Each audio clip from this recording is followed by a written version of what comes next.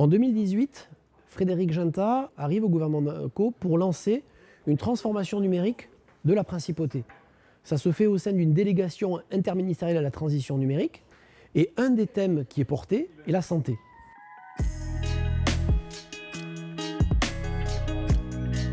En fait, vu de l'intérieur, Monaco, c'est 2 km². C'est un établissement public, le centre hospitalier Princesse Grace, des établissements privés au niveau de 3, des libéraux, et puis tout ça, ça forme l'écosystème monégasque, avec bien sûr des imageurs, des laboratoires, etc. Il y a une chose qui est essentielle pour nous, c'est cette interopérabilité avec la France, parce que la plupart de nos patients sont des Français. C'est le principe de base qui nous fait avancer aussi sur tous nos projets. Et c'est comme ça qu'est né donc Monaco Santé, le portail de la santé connectée en Principauté de Monaco, et qui a été inauguré le 15 mars 2022, il y a quelques semaines maintenant. Il a été décidé de commencer à présenter un annuaire des professionnels de santé, qui va rester la base de Monaco Santé, le portail actuellement disponible, qui sera complété par un agenda et qui sera ensuite complété par un outil de téléconsultation et de messagerie sécurisée de santé. Pour la messagerie, on a lancé une consultation. De cette consultation, on a ressorti le MIPI. Le MIPI pour plusieurs raisons. D'une part, effectivement, c'est la messagerie qui a été retenue en région PACA. C'était un élément fort pour nous. La majorité de nos flux vont vers la région PACA, pour commencer. 2, on a trouvé un acteur à notre écoute. On a trouvé un acteur qui ne se positionnait pas comme un fournisseur, ou en tout cas comme un fournisseur de solutions par rapport à nous, et pas juste de logiciels. Et puis, évidemment, on ne peut pas s'en cacher, un événement aussi économique lié à plusieurs niveaux. D'une part, un côté licence qui était à notre portée. On est un tout petit pays, on a très peu d'acteurs, et il ne nous fallait pas une solution où on compte les acteurs en centaines de milliers, voire en millions. Et puis également des taux horaires tout à fait acceptables, tout à fait à notre portée, sur lesquels on pouvait investir et on pouvait travailler ensemble.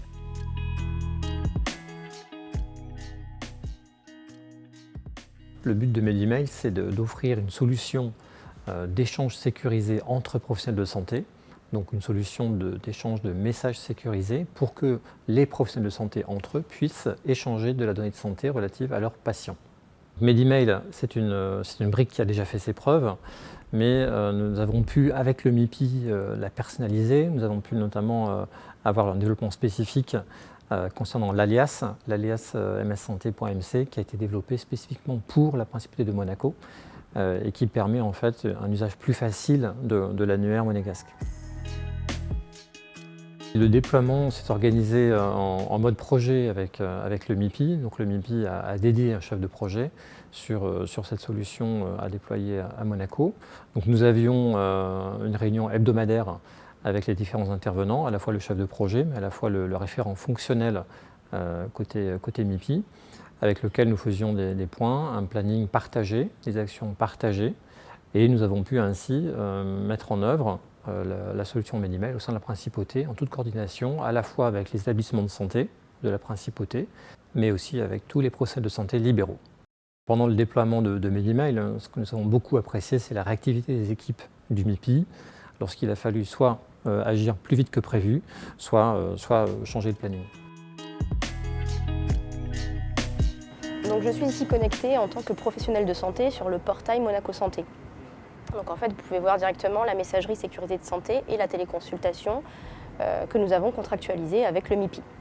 Donc je vais vous faire la démonstration pour la téléconsultation. Donc je suis professionnelle. Je peux accéder ici directement pour ma téléconsultation. Donc je clique dessus.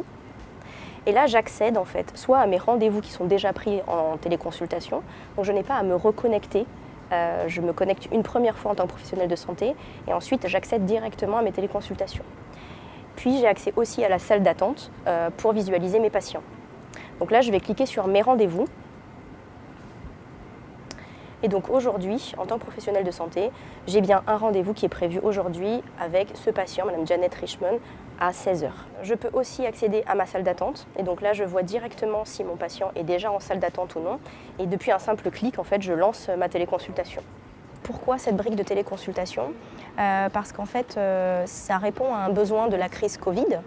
Donc on avait déjà fait appel au service du MIPI lors de la crise pour la téléconsultation. mais pas intégré au portail Monaco Santé. Donc le praticien devait se loguer une première fois, puis ensuite se loguer une deuxième fois. Et là, en fait, grâce à l'aide du MIPI, on a réussi à faire quelque chose de très structuré et surtout d'intégré. Et aujourd'hui, on a la téléconsultation directement intégrée dans le portail.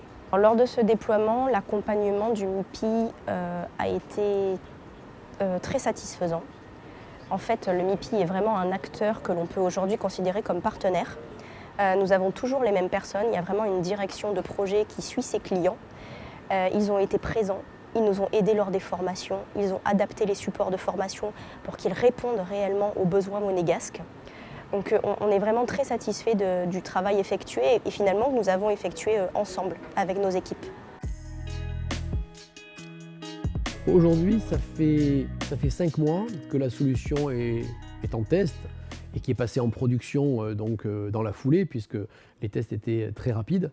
On a connecté les établissements, tous, les 3. On a de plus en plus de professionnels de santé qui sont connectés. On a même connecté des professionnels de santé français et on les a aidés aussi à aller vers Medimail, puisque dans cette interaction avec la France, on notifie les lettres de sortie de l'hôpital directement au médecin traitant. Et aujourd'hui, le résultat est très positif. Les perspectives du produit du MIPI en Medimail, on a assuré la brique vers les professionnels de santé. Elle est en cours d'enrichissement, mais le déploiement est fini. Et maintenant, on s'adresse à la partie patient. C'est au cours du 2e semestre que verra la brique Medimail patient. C'est le prolongement naturel de Medimail professionnel de santé, où là, on va s'adresser aux patients par le même canal et on va prendre des cas d'usage précis pour arriver à les alimenter de ces données. Par exemple, résultats de laboratoire, par exemple imagerie, par exemple l'aide de sortie par rapport à l'hôpital. C'est des process que l'on est en train de cadrer avec les professionnels, sur lesquels on va ensuite impliquer les patients. De manière plus globale, par rapport à ce devenir du portail Monaco Santé, on a parlé des briques qui sont déjà en place aujourd'hui, on travaille sur la suite, et puis de toute façon le portail aura pour objectif de s'enrichir régulièrement et tout le temps. On travaille déjà sur une logique de DMP, donc ça veut dire du partage d'imagerie, ça veut dire du partage de biologie, ça veut dire retrouver des éléments aussi venant des établissements pour arriver à enrichir notre portail pour les patients. Et puis arrive aussi une plateforme autonomie pour nos seniors et qui va permettre aussi de mieux communiquer sur le suivi, sur le côté médico-social, partager des indicateurs pour permettre en tout cas un maintien à domicile dans de bonnes conditions de santé avec un partage d'informations qui est aujourd'hui la partie la plus compliquée puisqu'il y a une multiplicité d'acteurs qui interviennent autour de la personne.